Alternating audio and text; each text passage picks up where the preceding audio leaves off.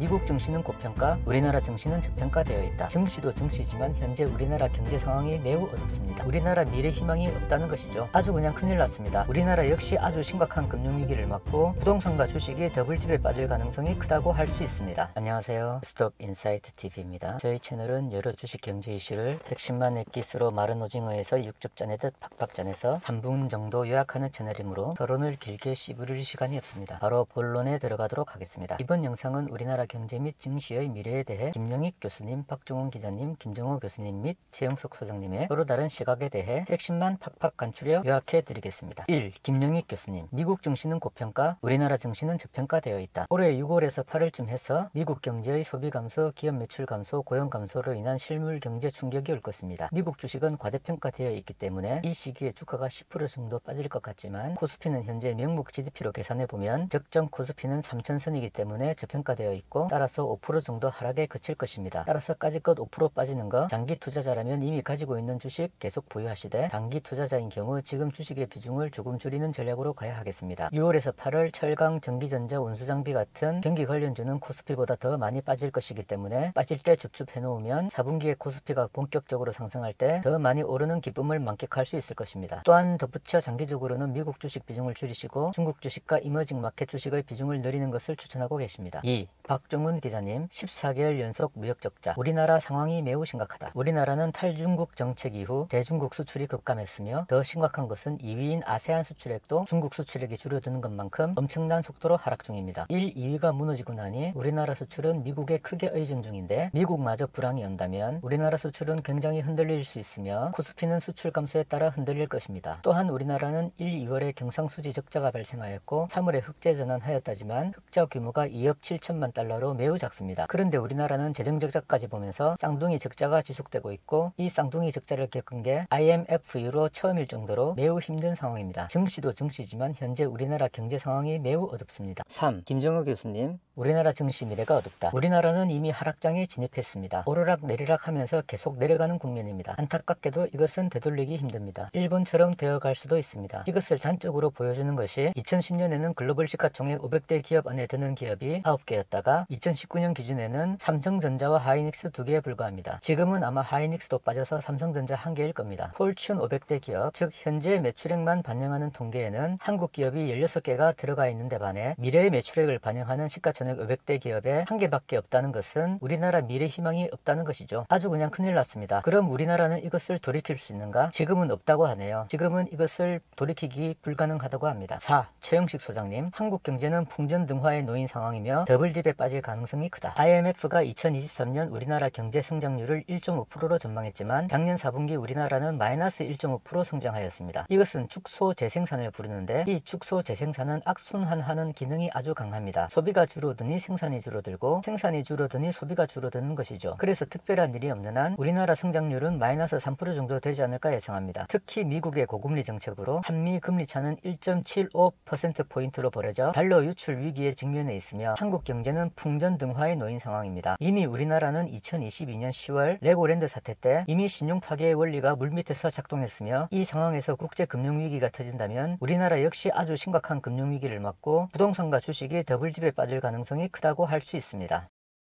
세상에 믿을 사람 아무도 없고 특히 증시에는 믿을 사람이 더더욱 없습니다. 이 교훈을 반드시 새기시며 자신만을 믿고 주식 투자에 임하시기 바랍니다. 영상이 좋으셨다면 구독과 좋아요 부탁드립니다. 감사합니다.